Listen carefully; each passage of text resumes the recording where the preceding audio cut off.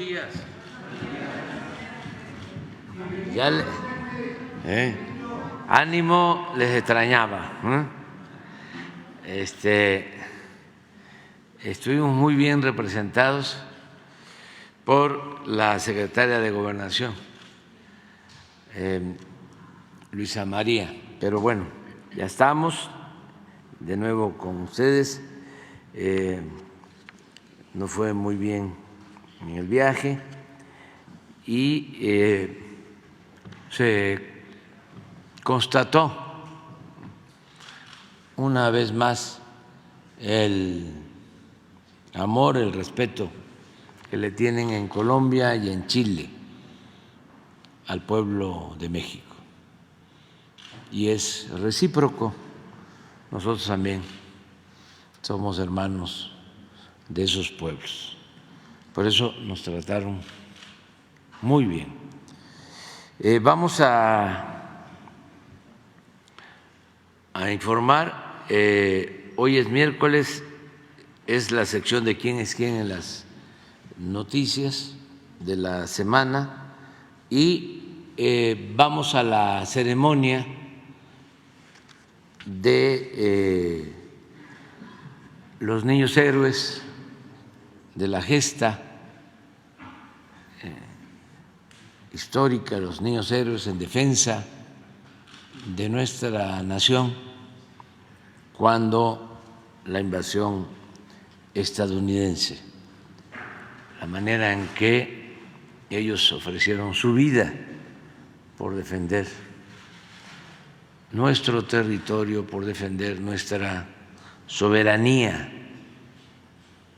Recuerden ustedes, recordemos todos, no olvidemos que de manera unilateral, arbitraria, se declaró la guerra a México desde Estados Unidos y decidieron invadirnos.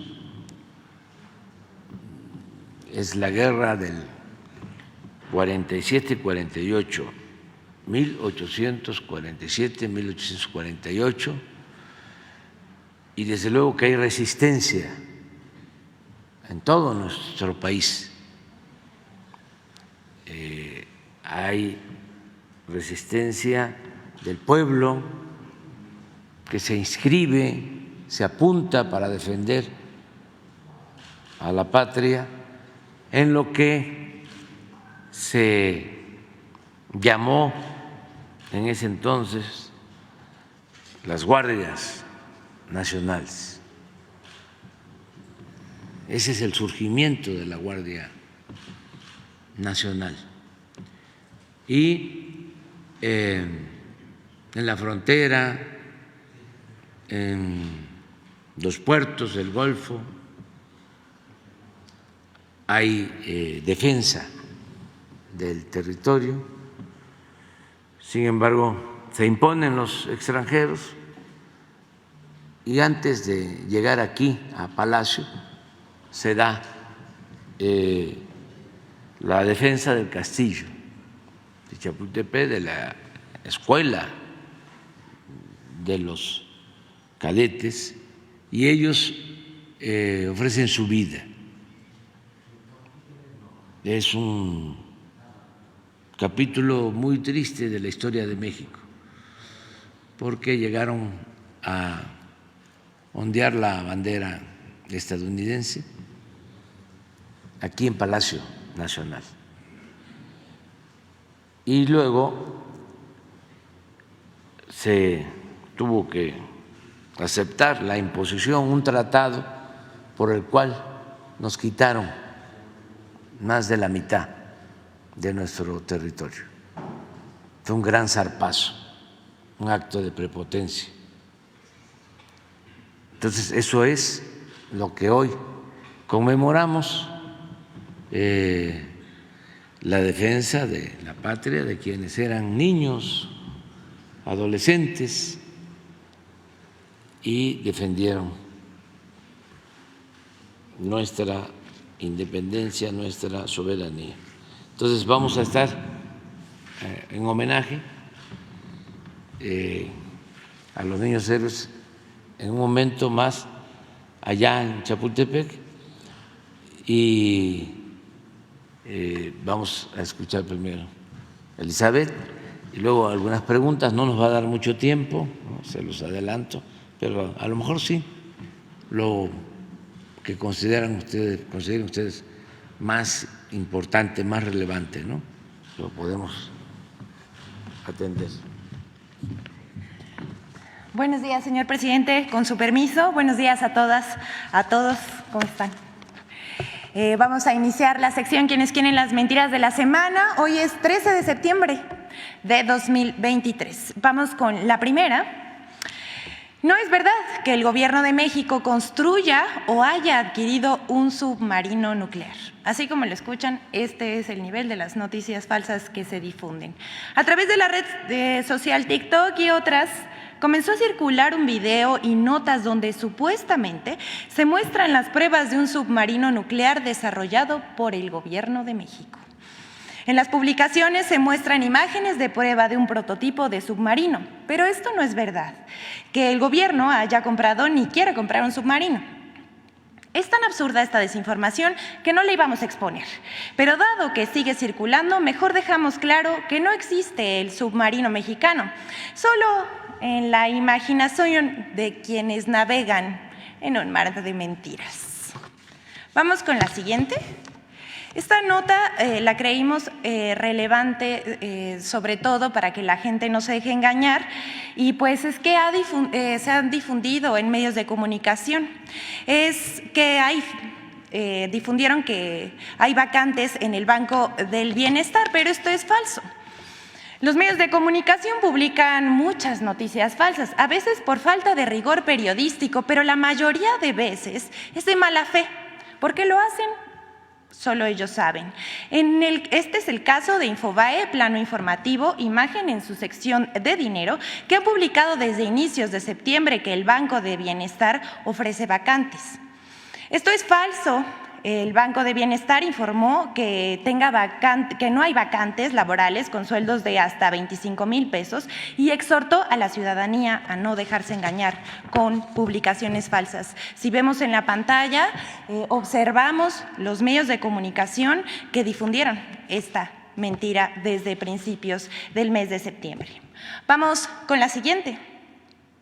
Sergio Sarmiento ataca al presidente.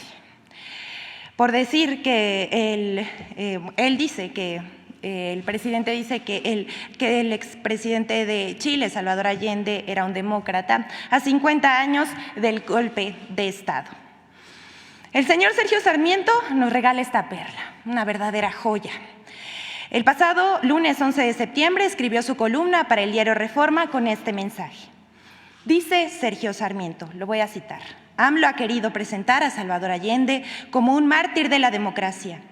En realidad, fue un autócrata que destruyó la economía y la democracia en Chile. Les vamos a dar contexto. El 11 de septiembre se cumplieron 50 años del golpe militar en contra del presidente de Chile, Salvador Allende. Este hecho dio paso a un dolorosísimo periodo para el pueblo chileno, pues se estableció una dictadura encabezada por Augusto Pinochet. Esta etapa está plagada de asesinatos, desapariciones, represión y tortura. Dolorosísimo. Pero además, el columnista de Reforma y presentador de Noticias del Heraldo Radio tergiversó lo escrito por el expresidente Salvador Allende en su tesis de 1933, Higiene mental y delincuencia. Cito. Los hebreos se caracterizan por determinadas formas de delito, estafa, falsedad, calumnia y sobre todo la usura. Esos datos hacen sospechar que la raza influye sobre la delincuencia. Cierro la cita, pero Sarmiento utiliza la cita de manera incompleta y la saca de contexto. Muy fiel a su estilo, hay que decir. En realidad, el expresidente chileno sostiene, en oposición a las ideas del criminólogo italiano Lombroso, quien vivió de 1835 a 1909, que no existen datos precisos para demostrar que la raza influye en la génesis del delito.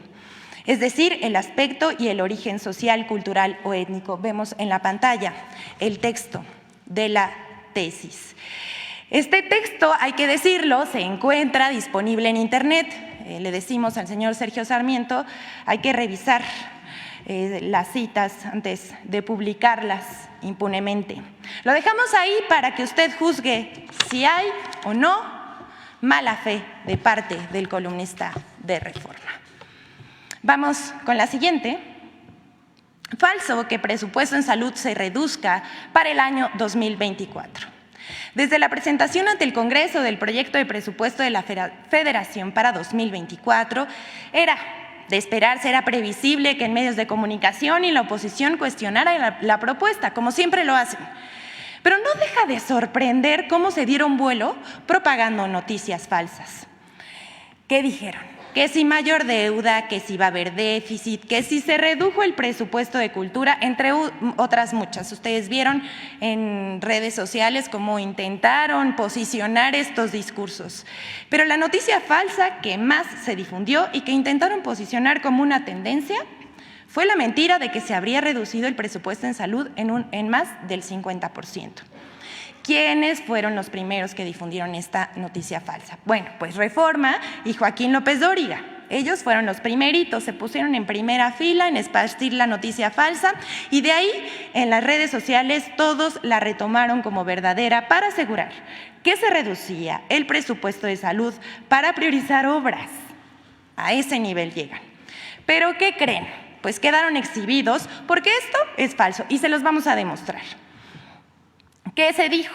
Pues se dijo que habría un recorte de 122,000 millones de pesos a salud, cuando en realidad ocurrió todo lo contrario. El sector salud tendría un aumento en términos reales de 55,268 millones de pesos.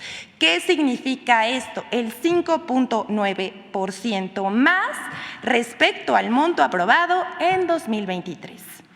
En términos absolutos, el mayor incremento se destinaría al IMSS. En el presupuesto de 2023 se destinaron 935,706 millones de pesos al sector salud. Para este año, para el año que sigue, el 2024, se propone un presupuesto para todo el sector salud de 990,974 millones de pesos. Como decimos, 5.9% más. Así que no les crean. Esto es falso y a propósito de esto vamos a presentar la cápsula de Infodemia sobre las mentiras difundidas sobre el presupuesto de 2024. Vamos a verla. Y que hay un aumento que es lógico, la verdad es que es lógico, en el gasto social. Pues es año de elecciones, es año de que ya se van. Se anunció el presupuesto 2024, donde la Secretaría de Energía recibió un aumento del 273%, mientras que la salud bajó un 55%. Todo parece indicar que se dará un golpe presupuestal al Poder Judicial, el único poder, por cierto, que ha mantenido su autonomía e independencia. Pero si es nada más la revancha del presidente y los lambiscones de los diputados que le van a dar gusto, eso me parecería una tragedia, ¿no? 4 partidas de mentiras sobre el presupuesto 2024. La Secretaría de Hacienda y Crédito Público presentó el proyecto de presupuesto de egresos de la Federación correspondiente al ejercicio fiscal 2024 y desde medios de comunicación y redes sociales, comentaristas proyectaron 4 partidas de mentiras sobre el presupuesto. 1. Falso que se reduzca el presupuesto de salud. Para 2024, el presupuesto de egresos tiene contemplado 990,000 millones de pesos para el sector salud.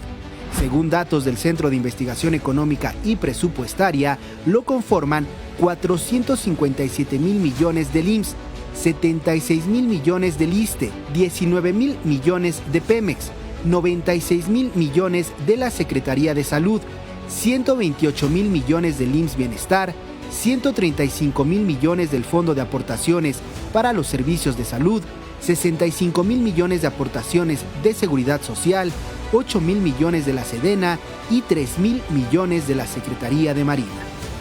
2. Falso que el presupuesto 2024 será usado con fines electorales. Las becas a estudiantes, pensiones para personas con discapacidad y para adultos mayores son derechos establecidos en la Constitución Política de los Estados Unidos Mexicanos y su entrega no está condicionada, por lo que no puede hacerse uso electoral de estos programas. Además, por ley, el monto de los recursos asignados para los programas sociales no puede ser disminuido respecto al año anterior, razón por la cual el presupuesto 2024 contempla aumento en estos rubros. 3. Falso que el presupuesto sea una venganza del presidente López Obrador contra el Poder Judicial. El proyecto de presupuesto de egresos enviado a la Cámara de Diputados contempla un gasto de 84.792 millones de pesos para el Poder Judicial, cifra solicitada por este. Además, el presidente de la República no tiene la atribución de modificar el presupuesto del Poder Judicial. Examinar, discutir, modificar y aprobar el presupuesto del Poder Judicial es facultad exclusiva de la Cámara de Diputados, es decir, del Poder Legislativo. 4. Falso que disminuya el presupuesto para programas sociales y privilegie a Marina y al Ejército. El gasto presupuestado sumado para la Defensa Nacional y para Marina es de 331,000 millones de pesos, mientras que el gasto planeado para 15 programas sociales es de 741,000 millones de pesos, más de 990,000 millones de pesos destinados a salud. Infodemia. Como vemos, andan desatados. Pero hasta aquí la sección de hoy. Muchas gracias. ¿Es cuánto, señor presidente?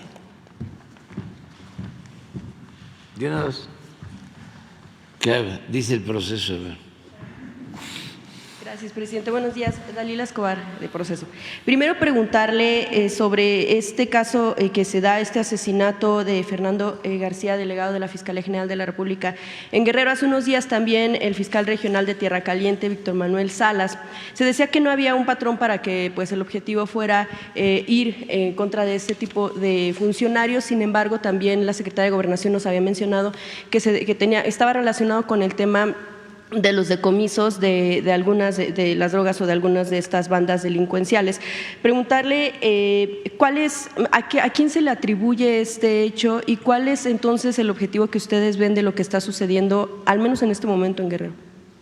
Bueno, ya está la investigación en curso, está actuando la Fiscalía General de la República, se está avanzando en detener a los responsables, en castigar a quienes cometieron este crimen, y yo pienso que en unos días más la Fiscalía va a informar sobre este hecho. No quiero adelantar ninguna hipótesis, prefiero que sea la Fiscalía, que tengo entendido atrajo el caso,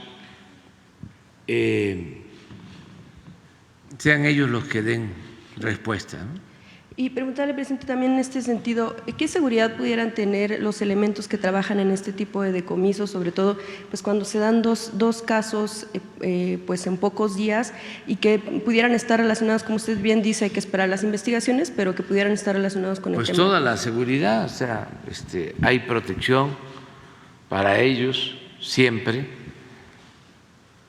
Todos los que trabajan para garantizar la paz, la tranquilidad, la seguridad pública, tienen derecho a usar escoltas, a tener protección.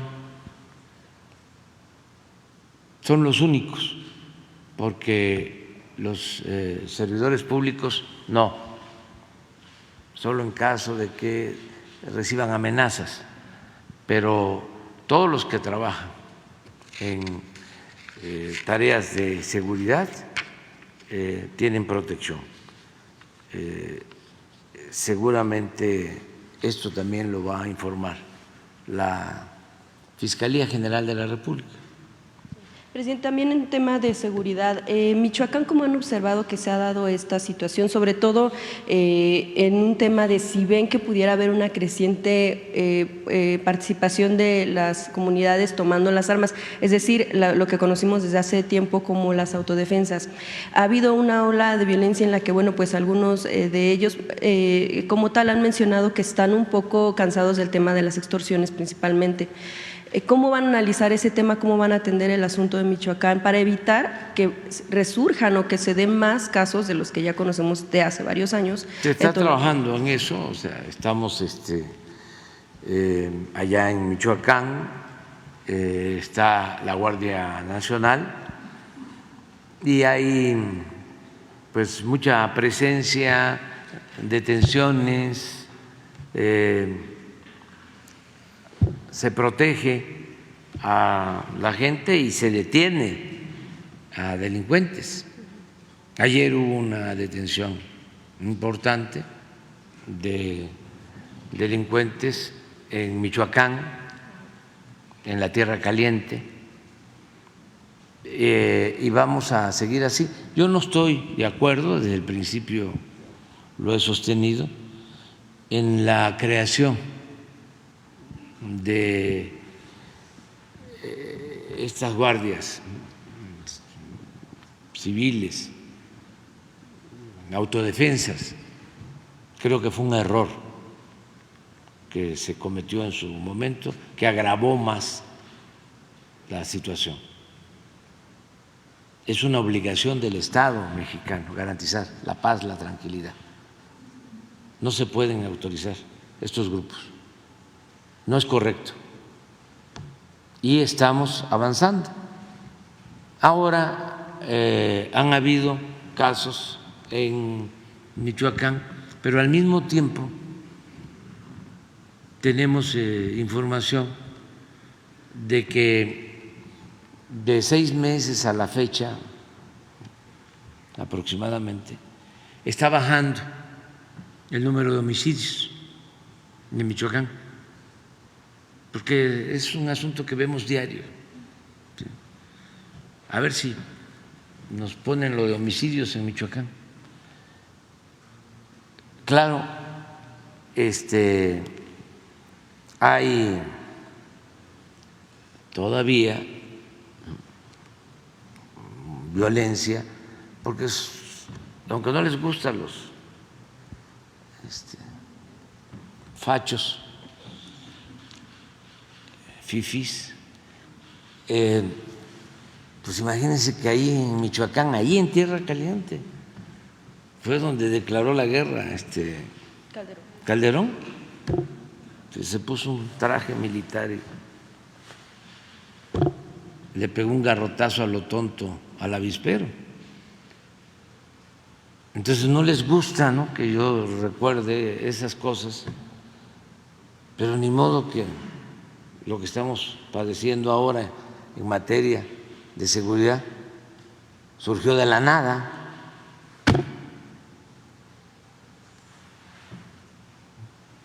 Eso es lo que se ha estado logrando en Michoacán.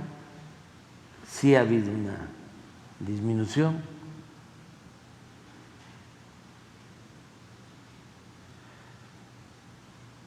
Incluso ya se tiene el dato de, no sé si de agosto, porque había subido y parece que bajó. Hoy lo comentó Rosa Isela en la reunión de seguridad. Entonces estamos pendientes todos los días, solo ahora que me fui de viaje, no estuve en la reunión de seguridad, pero hoy sí, todos los días. Y también para que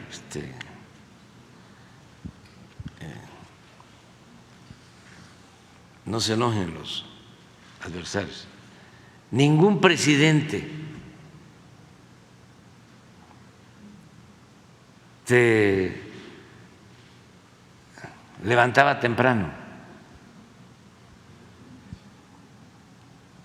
¿Ustedes creen que Fox se levantaba temprano a atender el tema de la inseguridad. Calderón se levantaba temprano para que se acostaban muy tarde, entonces ahí está, mire, esto es lo que estoy. ¿Por qué tengo que estar saliendo a responder? Porque nuestros adversarios, los conservadores, fachos, con su prensa vendida o alquilada, que no informa sino manipula, quiere, ¿no?, distorsionar las cosas. Estoy seguro que el proceso no sacó nada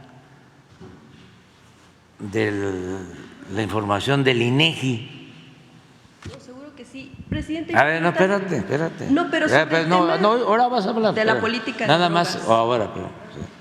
Entonces aquí está. Este es Michoacán. Fíjense.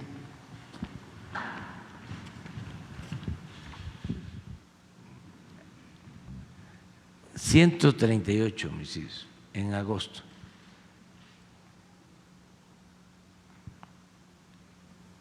Eso es lo más alto, que es como febrero, cuando estaba el gobierno anterior del Estado. Entonces, sí se ha logrado avanzar.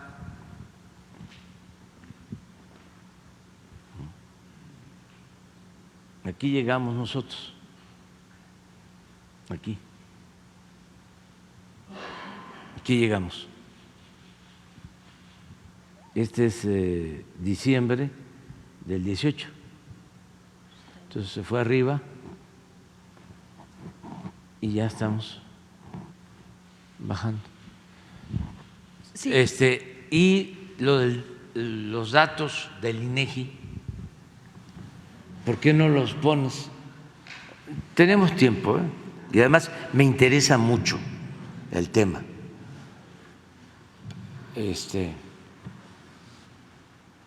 Nada más acerca de robos o delitos,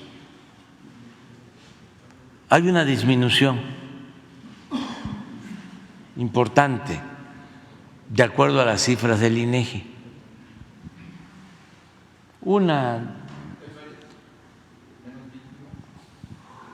Mire, menos víctimas del delito.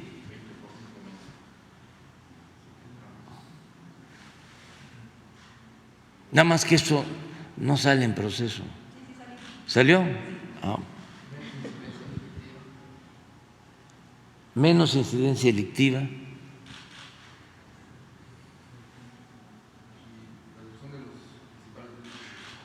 Y reducción de los principales delitos. Ahí vamos, o sea, no es un asunto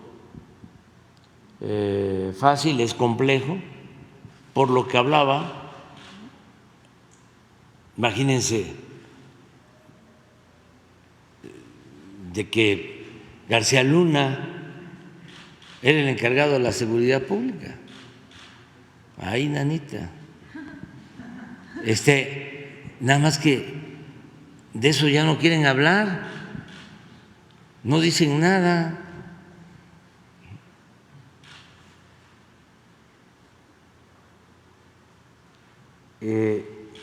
Y además, esta es la percepción que existe ahora sobre inseguridad. Y si se dan cuenta, a pesar de la campaña de los medios de manipulación, la gente está consciente que estamos trabajando para garantizar la paz, es nuestra responsabilidad y lo vamos a seguir haciendo. Bueno, pero ya. Gracias. Hablaba usted del tema de lo que tiene que ver con esta política que se llevó hace dos sexenios, bueno, el sexenio anterior al de Peña. Justo en esta gira que hizo en Colombia se habló pues precisamente de ir en contra de una política de guerra contra el narcotráfico en el que estuvieron pues de acuerdo ambos países. Sin embargo, bueno, pues y que también en Estados Unidos y en Europa se tenga que trabajar más en una cuestión de reacción, más en una cuestión de prevención. Preguntarle, por ejemplo, ¿qué sucedería entonces si se va en contra de una política prohibicionista? Es decir, el tema de la legalización de algunos elementos que tienen que ver con la fabricación de drogas. ¿Cuál es la posición de México en torno a ese tema de prohibicionismo respecto a, por ejemplo, asuntos de despenalización que también se está viendo, por ejemplo, en Colombia? Sí, nosotros desde el principio hemos sostenido que lo más importante es atender las causas. Siempre he dicho que la paz es fruto de la justicia. Si hay trabajo, si son justos los ingresos, los salarios, si se atiende a la gente más necesitada, pobre, si se atiende en especial a los jóvenes, se logra enfrentar el flagelo de la violencia. No se puede enfrentar la violencia, el narcotráfico, solo con medidas coercitivas. Eso es lo que ha resultado un rotundo fracaso, el uso de la fuerza, querer enfrentar la violencia con la violencia. Es una mentalidad conservadora que viene de lejos. Nosotros sostenemos que no se puede enfrentar el mal con el mal. Para enfrentar el mal hay que hacer el bien. Imagínense la irresponsabilidad de todo el periodo neoliberal, de los gobiernos de todo el periodo neoliberal, de dejar en el abandono a los jóvenes. Imagínense la irresponsabilidad que significó dedicarse a saquear a México y dejar al pueblo en el desamparo. ¿Qué pasó? Pues la gente que no tenía posibilidad de obtener un empleo, de salir adelante, porque se les cancelaron todas las posibilidades de progreso y de justicia. No había oportunidades, no había lo que se conoce como movilidad social, que significa que los hijos de campesinos, de obreros, de comerciantes, cualquier persona, joven sobre todo, puede con el trabajo, con el estudio, ascender en la escala social. Eso es movilidad social. Eso se canceló en el periodo neoliberal. Entonces, ¿qué le dejaron a la gente? ¿Qué opciones? Esto para los jóvenes, pues, porque no lo van a leer en el Reforma, ni lo van a ver en la televisión. ¿Qué dejaron como opción? El que la gente tuviese que emigrar. Se abandonó el campo, se abandonaron los pueblos, se fueron a buscarse la vida, millones de mexicanos a Estados Unidos.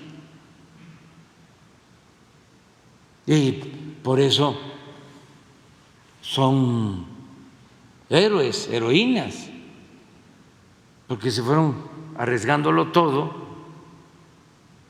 a buscarse la vida, salen adelante, donde tienen oportunidad de trabajo y ahora ellos están financiando el desarrollo de nuestro país, porque las remesas son la principal fuente de ingresos que tiene México. Pero imagínense qué hubiese pasado si se quedan. ¿Qué hubiese pasado? Que fue lo otro por lo que optó nuestro pueblo de manera responsable. Buscarse la vida como se pueda en la llamada economía informal. Fueron como dos válvulas que quitaron la presión, porque hubiese estado peor la situación si no es por la gente y por ese sistema injusto, neoliberal, neoporfirista, de corrupción, de privilegios, surgió con mucha fuerza la violencia, porque raro hubiese sido que ante la cancelación de la posibilidad de progreso y de salir adelante con trabajo, con bienestar, que no hubiese habido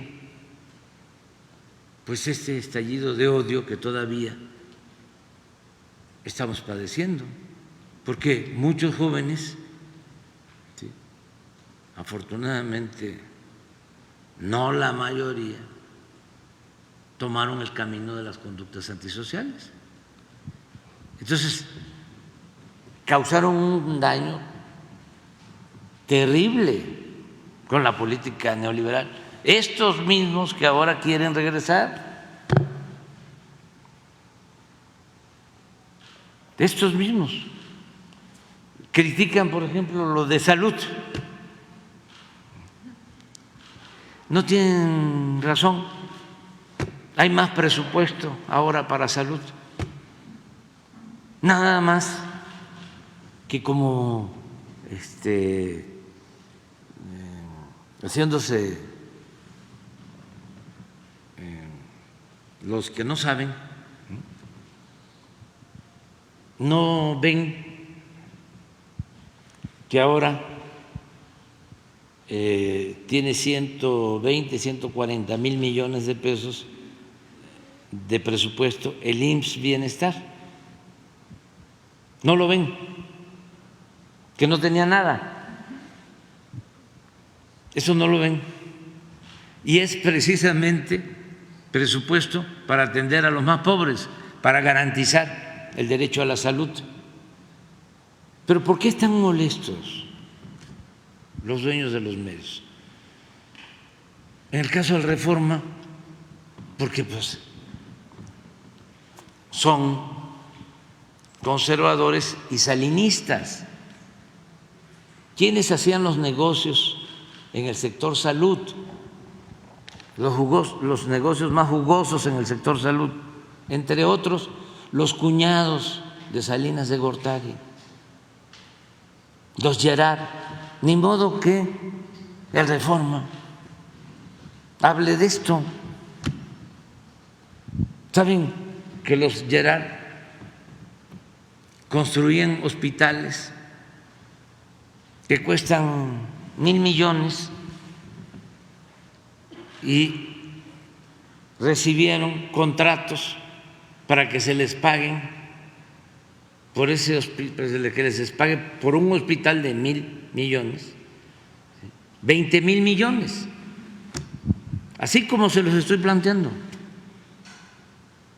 Los dueños de la televisora donde está Ciro, igual, el dueño del financiero construye o reconstruye, porque hasta lo inauguró, creo, Calderón con García Luna, un penal en Papantla, Veracruz. Y hay que pagar miles de millones de pesos porque privatizaron los penales. Entonces, cuando ya no se permiten estas cosas, se ponen enfurecidos. Y esa es la explicación de fondo. Ya no pueden robar porque no es hacer negocio, es robar. Entonces, a robar a otra parte. Ahora tenemos que cuidar el presupuesto público porque es dinero de todos. Pero además, no se puede medir el bienestar solo en función del presupuesto, porque antes, pongamos el mismo ejemplo de un hospital que cuesta 1,000 y lo cobran en 20,000 millones, pues puede haber un presupuesto de 20,000, pero se está pagando 20 veces más por un hospital. Entonces, nosotros estamos haciendo mucho más con menos, sin aumentar impuestos, sin aumentar el precio de las gasolinas, el precio de la luz, sin endeudamientos, que eso es lo otro. De que, qué barbaridad, va a haber déficit. No, la deuda pública de México es menor a la deuda pública que dejó Calderón y que dejó Peña Nieto. Pero entiendo pues sus arranques de histeria, porque estaban muy mal acostumbrados. El pueblo no existía.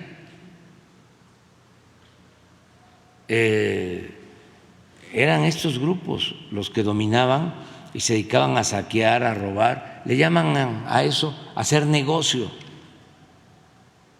pero no, porque el negocio es el que se obtiene un contrato mediante un proceso de licitación o por adjudicación, y el que hace la obra obtiene una utilidad del 30%, como cualquier empresa. Pero aquí no es así, no era así. Aquí, ¿por qué no pones? Vamos a aclarar esto. O sea, es interesante, porque los jóvenes necesitan saberlo para que nunca más se regrese a situaciones de corrupción y de saqueo como las que se padecieron durante el periodo neoliberal. ¿Por qué no pones cuánto se tiene que pagar, la tablita de los hospitales, de los contratos, y a ver si nos mandan los avalúos que hicimos, porque les estamos proponiendo, además en muy buenos términos, no es decir les cancelamos el contrato. No, no, no. ¿Saben qué? Ya recibieron durante varios años cantidades importantes. Ahora ya no queremos seguirte pagando año con año durante 20 años lo que está en el contrato, que es muchísimo, porque es un contrato leonino. Ya cambiaron las cosas. Cuando te dieron el contrato, pues tú eras de los predilectos. Pero eso ya cambió. Ahora los predilectos, los hijos predilectos, pues son los mexicanos, es el pueblo. Entonces, no te vamos a expropiar tu hospital, no te vamos a dejar sin nada.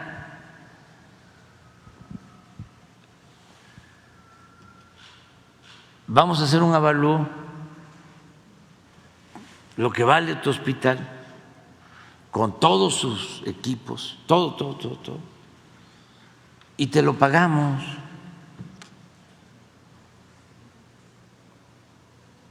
Y tú tienes ahí dinero para hacer cualquier otro negocio y te lo pagamos ya en efectivo, no en abono, chiquitos. Si te lo pagamos y quedamos como amigos y en santa paz.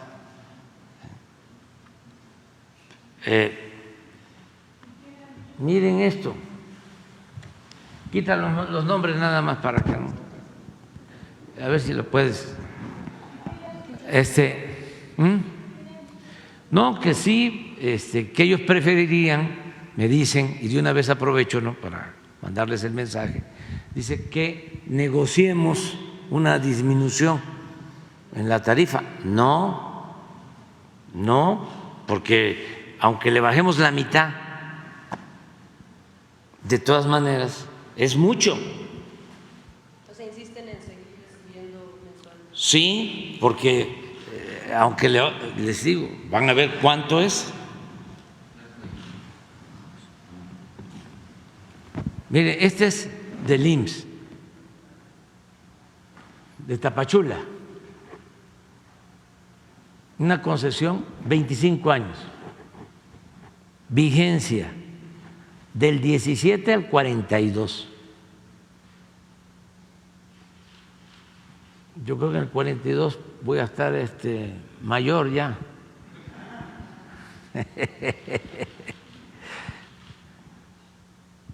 180 camas.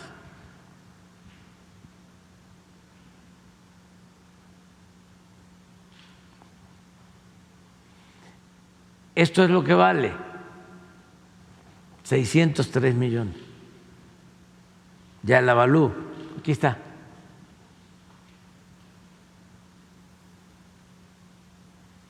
De este hospital, 603.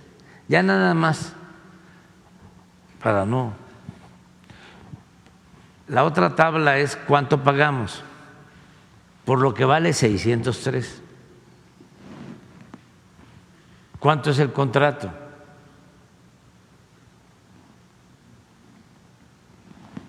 A ver si lo tienen. Bueno, así en todos los casos hicimos. Aquí otro, Bahía de Banderas, de Mérida, del ISSSTE, 212. Es más grande, de Tláhuac, del ISSSTE, igual, del 17 al 42. Se hace el avalúo, 1,128. En total, de los 9, son 5,242. Van a ver, ojalá y encuentren la tabla, cuánto tenemos que pagar por todo el contrato al final. Es lo que les estoy planteando, 10 o 20 veces más. Entonces, si les digo quiénes son los beneficiados, van a entender el por qué tantos ataques.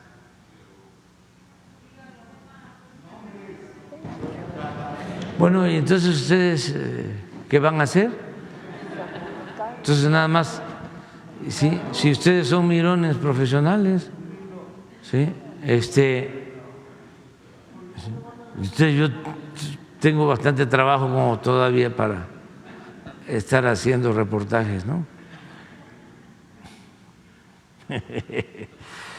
Pero a ver si lo tienen, lo están buscando. Bueno, pero vamos a seguir. Nada más porque… Entonces, pero esto mismo, ¿sí? Y además los mismos, porque no hay cambio, están en los reclusorios.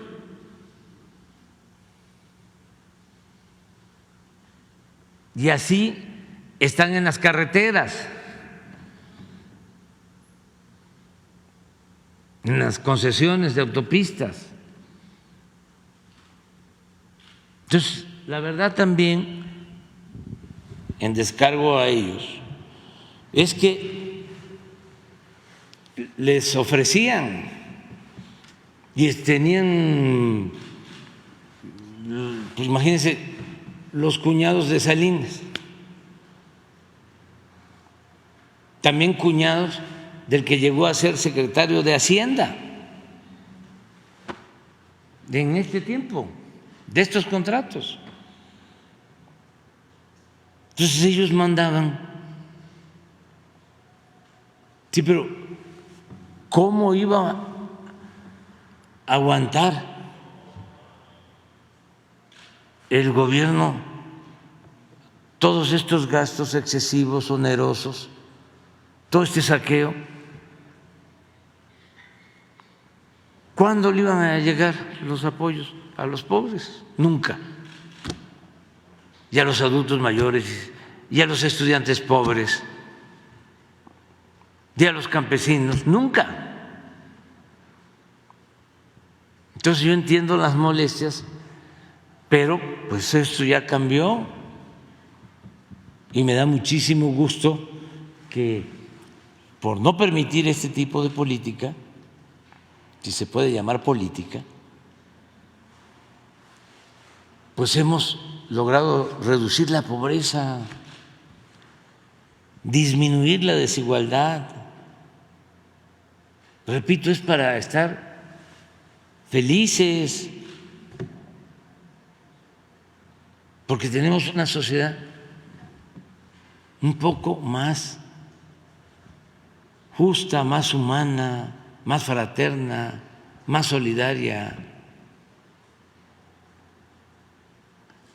Porque ¿cómo vamos a vivir en un país donde unos pocos tienen mucho y muchos tienen poco o nada?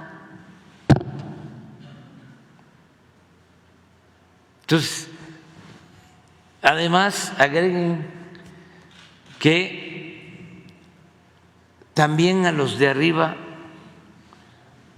les va bien, a los empresarios, banqueros, porque repito el dicho campesino, choco jarocho, cuando la milpa se da bien, alcanza hasta para el pájaro. Si hay crecimiento económico con justicia, si hay progreso con justicia, nos va bien a todos. ¿Qué pasa? Que estaban muy mal acostumbrados y había ese ambiente de saqueo. Gobernar era robar, privatizar era robar. Todos estos contratos son llamados asociaciones públicas privadas.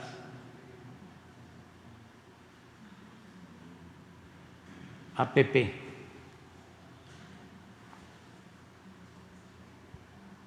El tipo. Eso lo crearon, ¿saben cuándo? Durante el gobierno de Calderón. Ese mecanismo. En la época en que se privatizaba todo. El agua, la basura, las cárceles, los hospitales, las carreteras, los puertos, los aeropuertos, siguiendo lo que hizo Salinas, empresas, los trenes, todo. Entonces ahora es distinto. Ahora, por ejemplo, la inversión pública este año es de $1 billón. El último año del presidente Peña fue de 500,000 millones, ahora es el doble.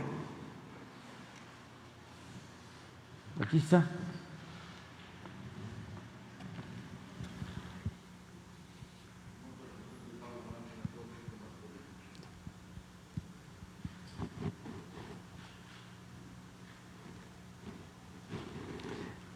Hablábamos, si recordamos, de que eran 6,000, más o menos, ¿no? Lo que costaban los 9. Miren lo que tenemos que terminar pagando. Haz una suma. Y esto es lo que se paga anual. O haz la suma anual.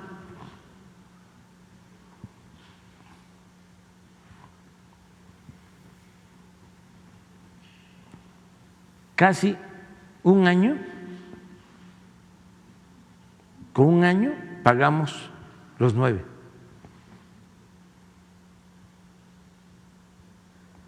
Debe ser como la mitad aquí, no, un poco más. Son 6,000, o sea, son 2 años. Esto, 5,600 es lo que tenemos que pagar año con año. 5,651. ¿Y cuánto cuestan de acuerdo a la Avalúo? Pon la anterior. Pero esto lo tenemos que pagar 5,741. 5,700. En un año se paga. En un año. Se paga lo que cuesta. Sin embargo, si quedaran los contratos como están, como se los dieron, esto es lo que tendríamos que pagar. Yo dije 20 veces, pero a ver, súmale para ver cuántas, porque a lo mejor me quedé corto. ¿Ustedes creen que eso es correcto? ¿Es justo? ¿Es moral? Máxime si los que reciben estos contratos están vinculados de una u otra forma al gobierno.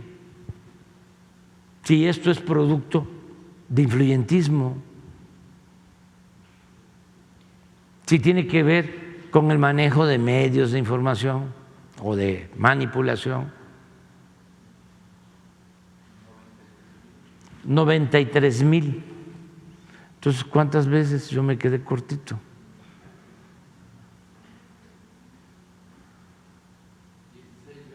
¿16? Ah, bueno, no, al contrario, dije 20, 16 veces. De 90,000 a 5,000. Pero así está todo, o lo que habían dejado.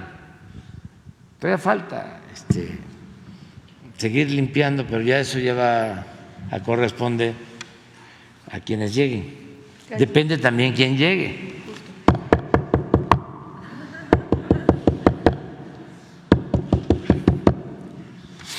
Justo sobre eso, presidente, ya finalmente Claudia Sheinbaum pues decide sumar a Dan Augusto y a Ricardo Monreal a esta coordinación nacional como coordinadores en algunos temas.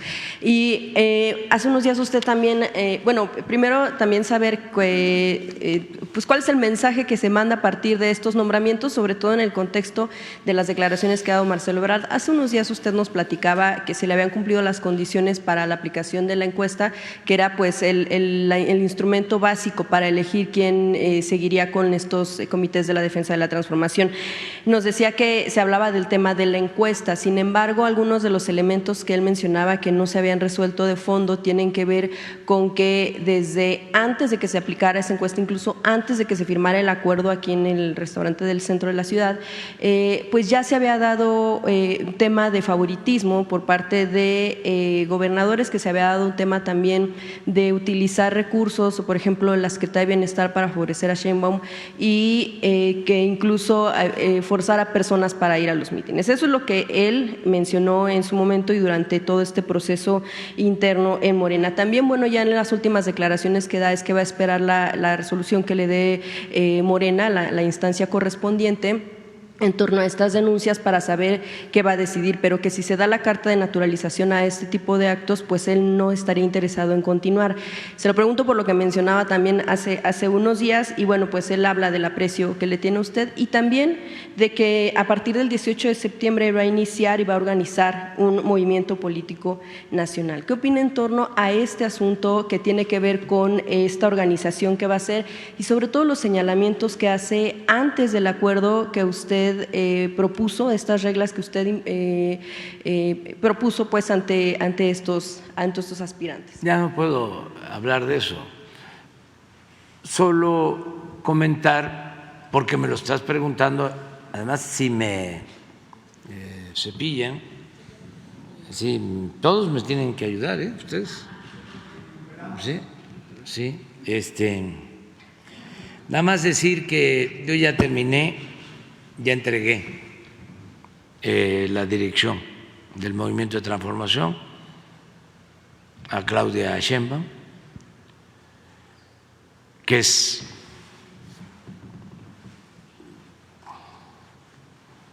excepcional, extraordinaria, es una mujer con convicciones, con principios, honesta. Además, preparada, muy preparada. La vez pasada lo dije, yo de milagro llegué al nivel de licenciatura. Claudia tiene doctorado, pero además, y es lo más importante de todo, es una mujer con muy buenos sentimientos y honesta. Yo estoy contento. Y en el caso de Marcelo, ya lo dije también, es mi amigo, mi compañero, lo estimo.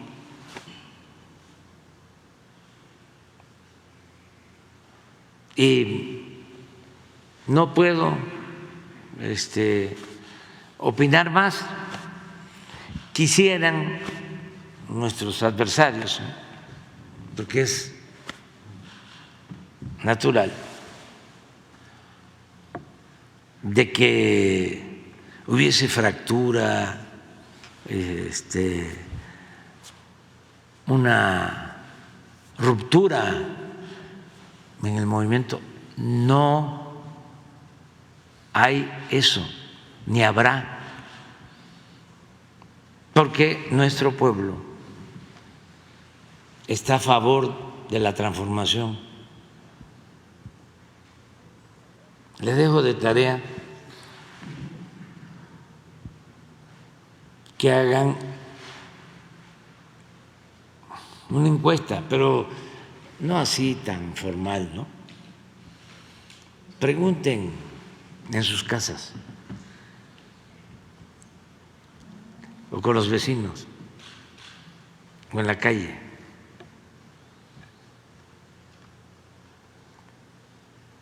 Recojan los sentimientos de la gente y ahí van a tener la respuesta. Es que si están guiándose por lo que dice Claudio X González, hijo, y si le están creyendo a los conductores de radio, de televisión, a los articulistas del Reforma, pues entonces sí van a andar un poco, no mucho, confundidos, si le van a estar creyendo a Sarmiento. Imagínense.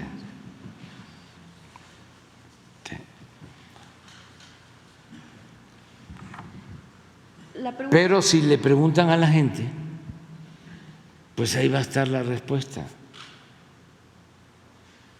Y en la democracia es el pueblo el que manda, es el pueblo el que decide. Y ya no hay una oligarquía con fachada de democracia. ¿Se acuerdan cómo hablaban del cambio y del cambio y del cambio? Y todo fue pura mentira. Es lo que se conoce como gatopardismo, eso que consiste en que las cosas en apariencia cambian para seguir igual. Pero eso ya pasó. Ya no hubo prácticas como las que hubo en el PRI. No. Lo dije desde hace bastante tiempo. Se acabó el dedazo, se acabó el acarreo, la cargada.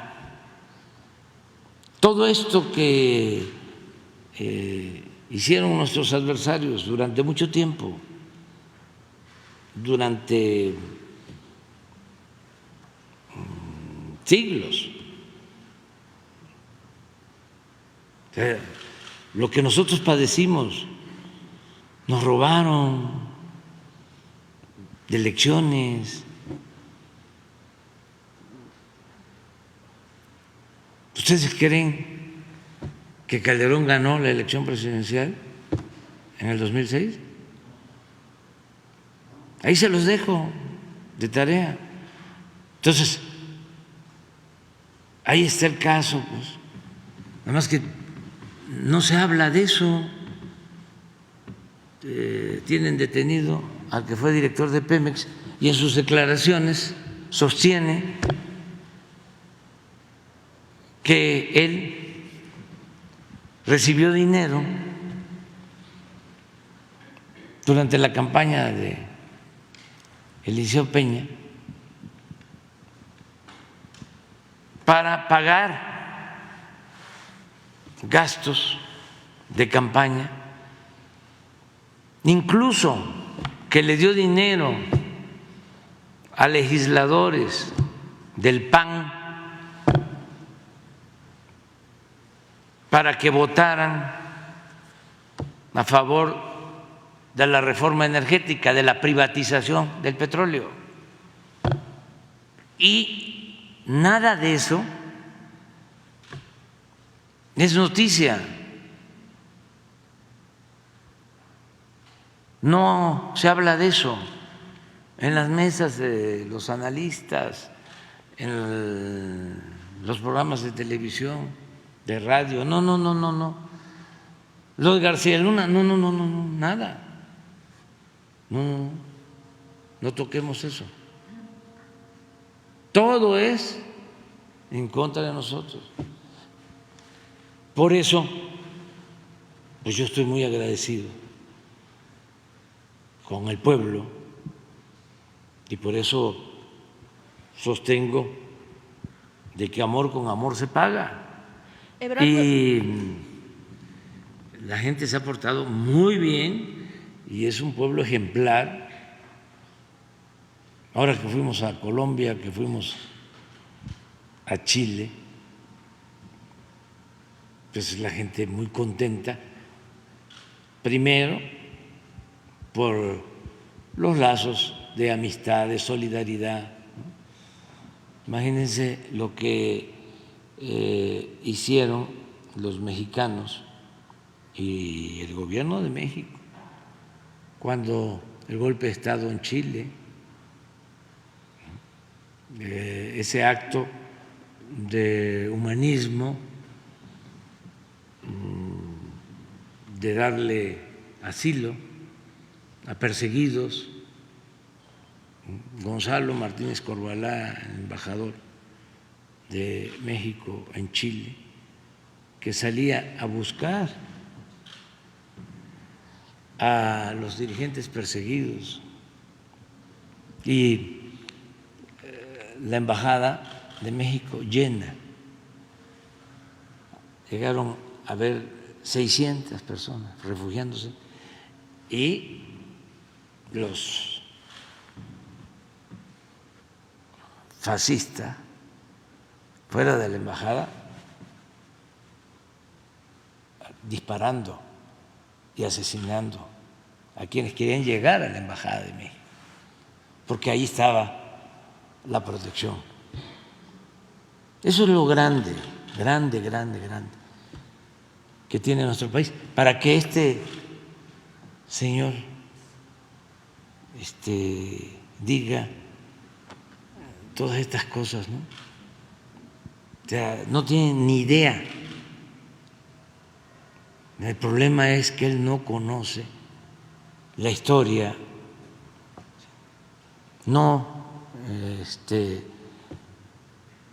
tiene conocimiento de lo que son las luchas sociales, es un empleado de los potentados.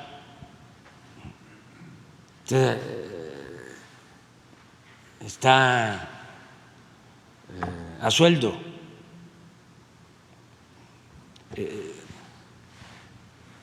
escribe por encargo.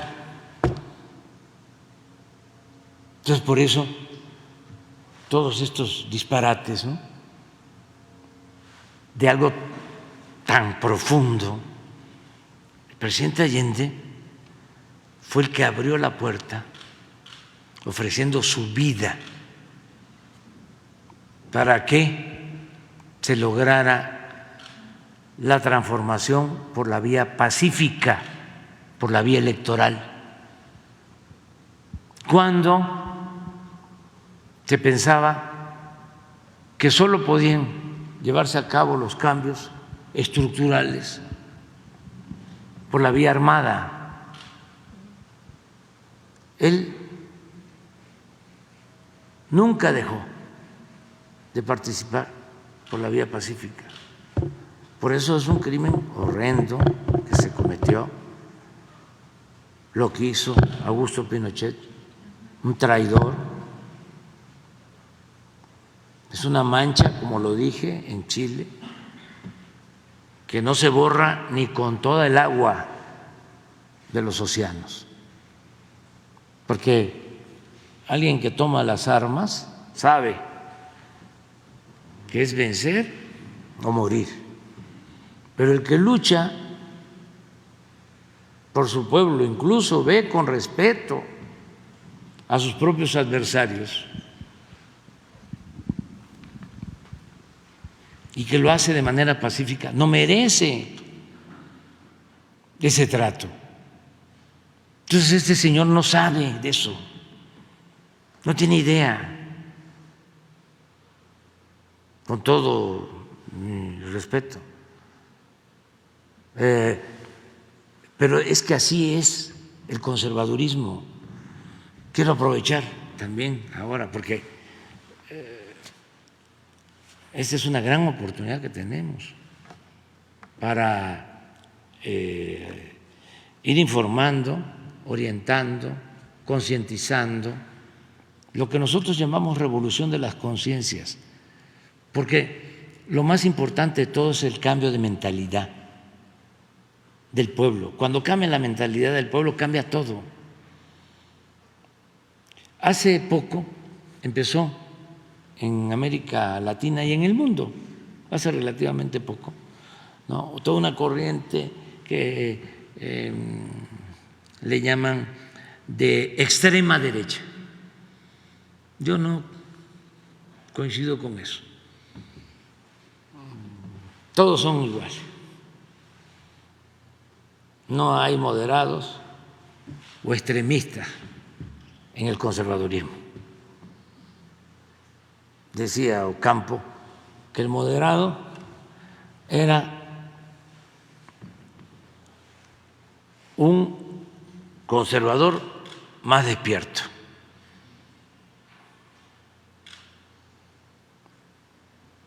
Y siempre se dice, ¿no? Es del centro, centro derecha, es extrema derecha. No, es lo mismo. Lo que pasa es que hay unos más cínicos, o más francos, o más sinceros, y otros hipócritas, que esconden, ¿no?, lo que realmente piensan, porque, como decía Ocampo, son más despiertos y simulan. Cuando aquí uno del INE, ¿no?, con doctorado, en una plática particular empieza a burlarse de los indígenas,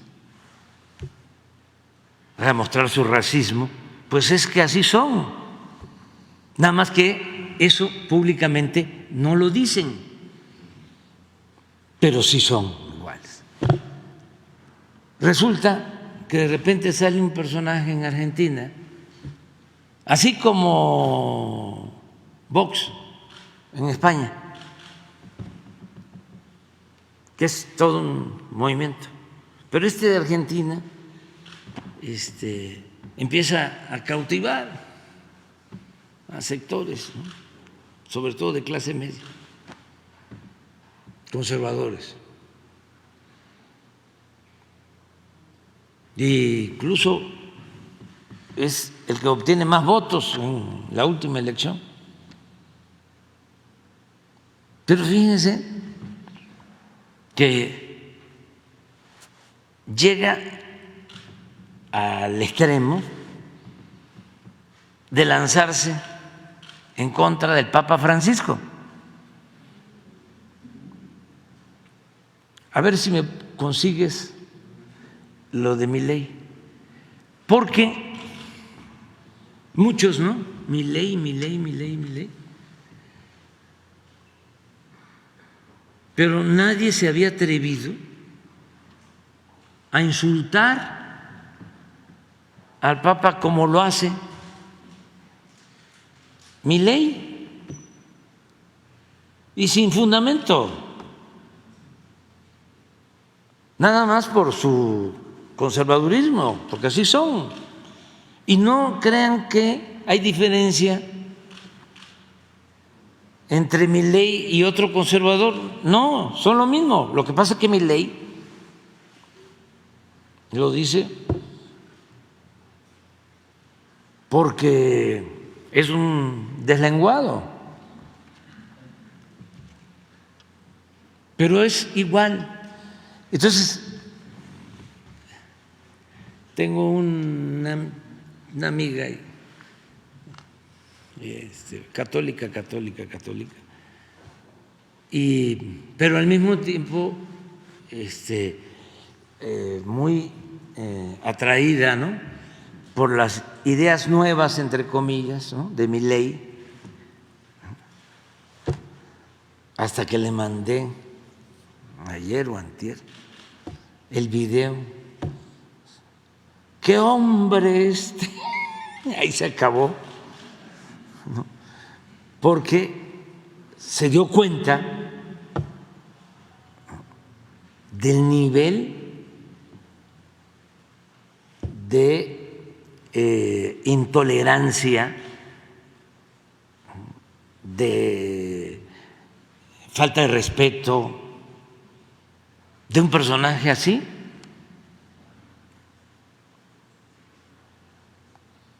Todavía me dijo, bueno, dice, el presidente de Nicaragua también hizo un cuestionamiento al Papa Francisco muy fuerte, sí, pero no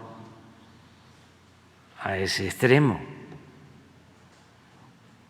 Yo no conozco a ningún político que haya dicho lo de Milei sobre el Papa.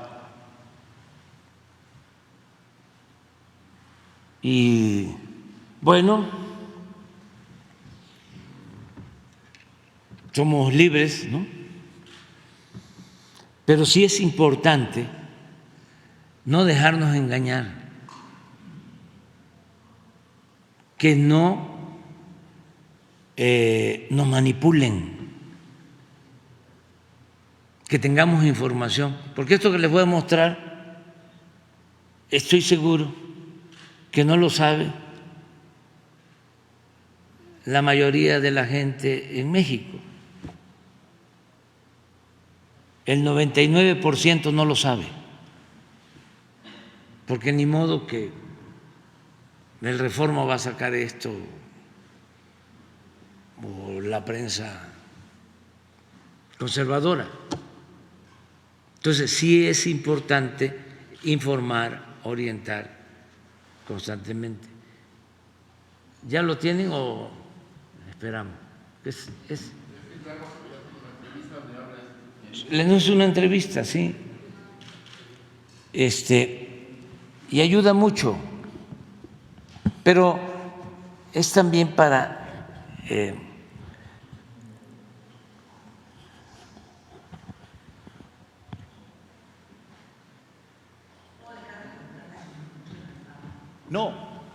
No. El Papa, sí, lo voy a decir de frente, es el representante del maligno en la tierra, ocupando el trono de la casa de Dios. ¿Vos sabías que el Papa impulsa el comunismo con todos los desastres que causó? Y eso va contra las propias sagradas escrituras. Andá. No, pero hay más. Bueno, déjalo ahí. Ya. No, es que lo ofende, es que hay otra parte en donde es grosero, porque eso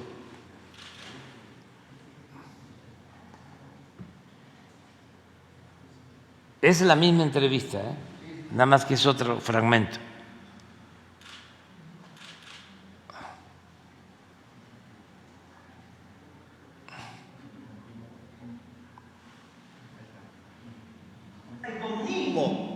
Con todos los desastres que causó el Papa contra las propias sagradas escrituras. Andá.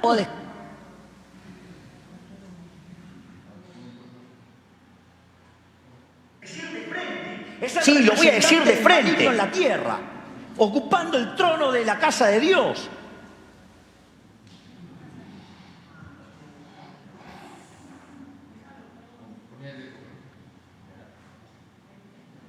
Es el representante del maligno en la tierra, ocupando el trono de la casa de Dios. Este país tiene tantos años de justicia social que, ¿qué es la justicia social? Es la envidia, el odio, el resentimiento. A ver, originalmente la envidia era un pecado capital. Habría que informarle al imbécil ese que está en Roma, ¿sí?, que defiende la justicia social, que sepa que es un robo y que eso va contra los mandamientos. Que la envidia...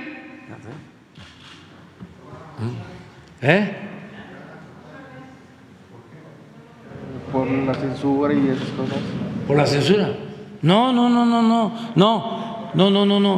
es censura, es al contrario, lo que tenemos que tener es más información, o sea, no censurar a nadie, sino que todo esto se difunda, que no haya censura, porque todo esto se oculta.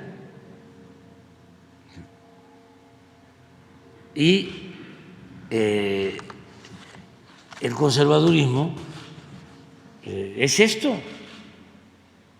Esto es el conservadurismo. Nada más que, repito, no hay en mi ley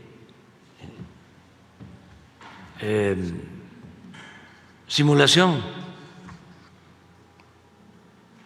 no hay hipocresía, es lo que piensa, ahí está. Y hay otros conservadores hipócritas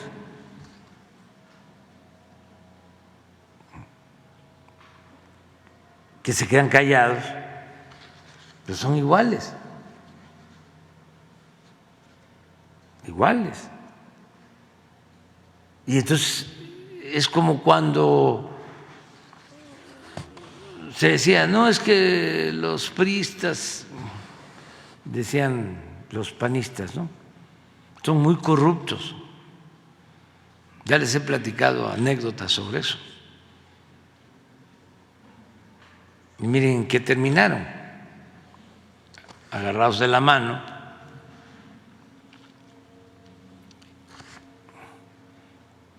y sí, puede ser, no todos, de que los priistas sean corruptos, pero los panistas también. La diferencia es que algunos priistas son corruptos cínicos y también algunos panistas, no todos, son corruptos hipócritas. Eso es todo. Y eso antes, ahorita ya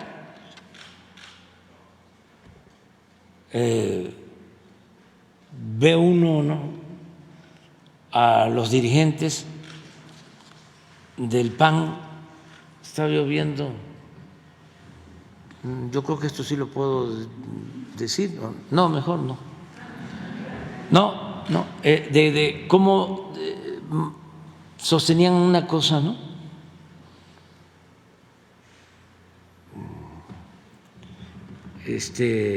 Hace un tiempo y ahora ya sostienen otra. A ver, ponlo, porque no creo que haya problema. Pon dos cosas, ¿no?, ahí nada más. Una, donde está la señora Xóchitl, ¿no?, rompiendo una piñata del PRI. Vamos a ponerlo, o sea, es que ayuda mucho. ¿Saben qué se necesita para transformar un país? Autoridad moral. Y una palabra, un término, un concepto: congruencia.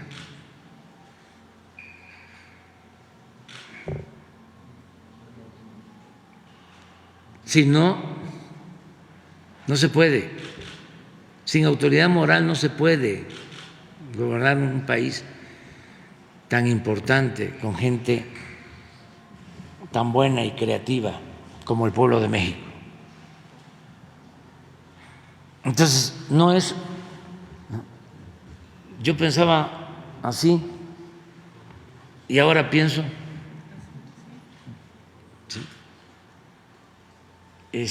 como digo una cosa, digo la otra. ¿Quién decía eso? Sí,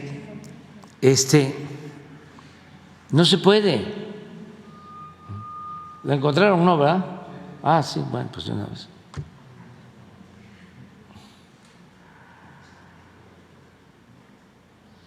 Es bueno el debate, o sea, no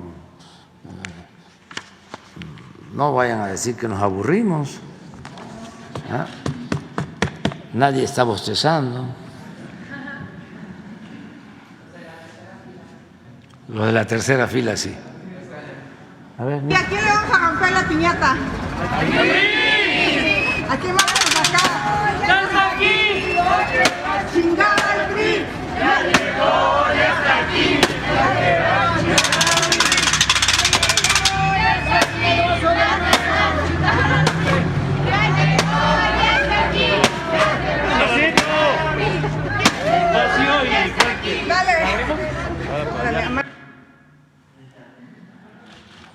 Ya vámonos.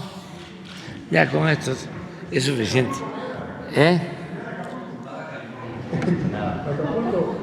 Sí, los que vienen de lejos, ¿no?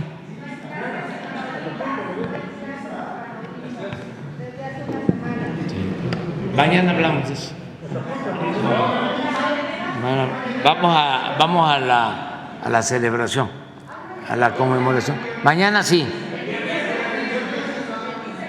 No. El viernes vamos a ir, y están invitadas, invitados, vamos a ir a la inauguración de la primera etapa, son 4 estaciones, del tren, el Insurgente. Creo que va a ser como a las 10 de la mañana, 11, el día 15, 10, 11. A ver, hoy vamos a la conmemoración de los niños héroes. Yo tengo que salir a Monterrey. Vamos a inaugurar la primera etapa del acueducto El Cuchillo 2. Es una obra importantísima para evitar la escasez de agua. Es una primera etapa, pero ya hoy empieza a bombearse agua de la presa del Cuchillo para llevar a la zona conurbada de Monterrey. Lo hicimos en un tiempo récord. Nos unimos, participaron empresas de Nuevo León de la construcción. Es un acueducto de cerca de 90 kilómetros y se dividieron, creo que fueron 10 empresas, un promedio de 9, 10 kilómetros por empresa. Se portaron muy bien también las plantas que fabrican los tubos. Es una inversión de alrededor de 12,000 millones de pesos.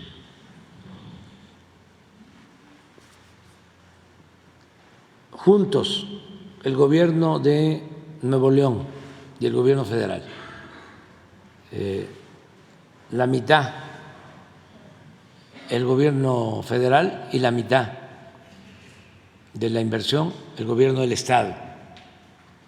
Muy bien el gobernador Samuel García, muy bien, y sus técnicos que ayudaron, y muy bien también la supervisión técnica de los ingenieros militares,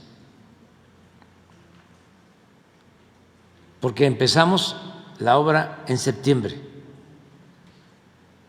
del año pasado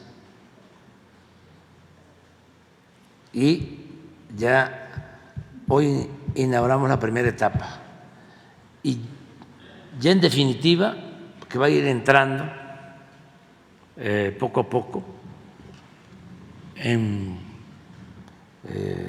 función, ya está toda la tubería, está terminada, es cuestión nada más, están también todas las bombas, es cuestión de ir echando a andar todo el sistema y a más tardar en diciembre está al 100% con las nuevas centrales eléctricas, ya centrales eléctricas definitivas. Entonces, voy a eso hoy, regreso. Mañana es muy importante que va a tomar posición la maestra Delfina Gómez Álvarez en Toluca y voy a estar en la tarde, a las 6 de la tarde. El día 15 a las 10, 11 de la mañana vamos a inaugurar el Insurgente, el tren. Ya están todos los trenes, nos falta terminar un tramo de vía Pensamos que para diciembre está toda la obra civil, desde Toluca hasta la Ciudad de México. Es un tren rápido, moderno. Hoy el 15 se va a dar a conocer el costo, le va a ayudar mucho a la gente,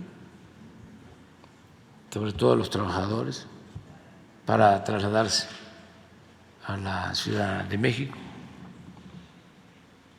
En la noche, el grito, están todos invitados, todos los mexicanos, los invito para la noche de el grito del día 15. Va a haber un festival de cerca de 1,000 niñas y niños, artistas de los semilleros creativos. Van a empezar ellos a actuar desde las 7 de la noche y a las 10 de la noche inicia el Grupo Frontera.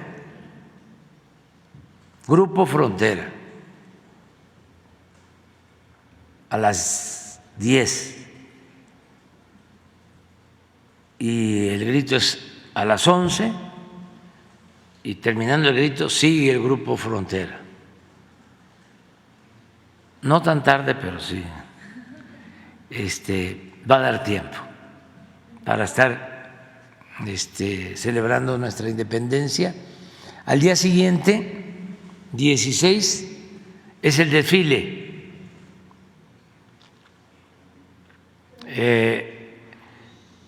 Y el 17 voy a hacer una supervisión ya en el tren de pasajeros de Salina Cruz a Coatzacoalcos, el tren del Istmo.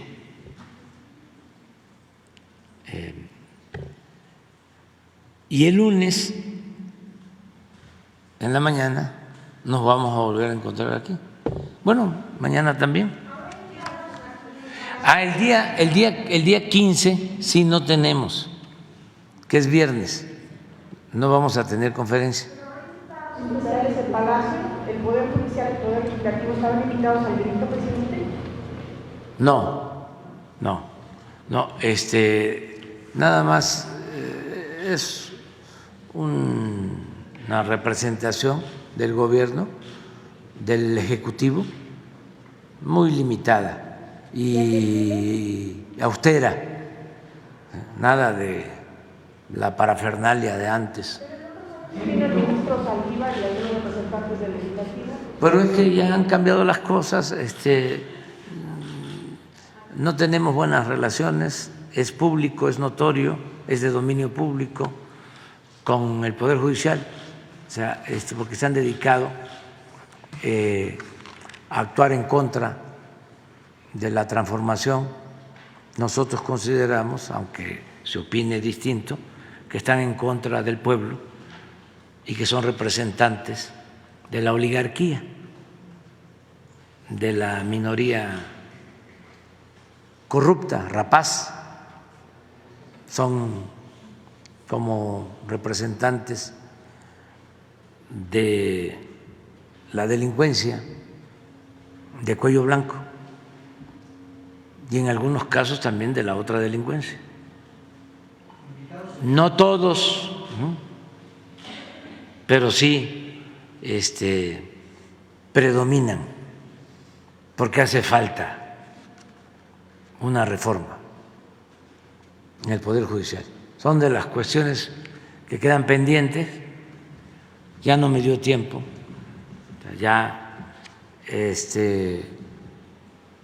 habría que hacerlo si el pueblo lo decide, cuando entre el nuevo Congreso, para que sea el pueblo el que rescate,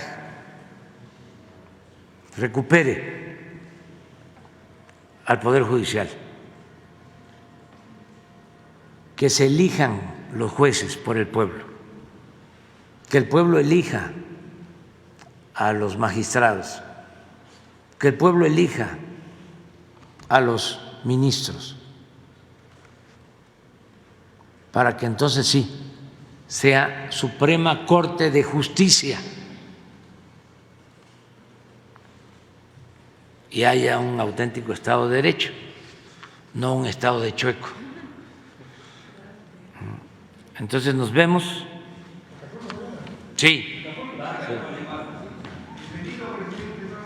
Gracias.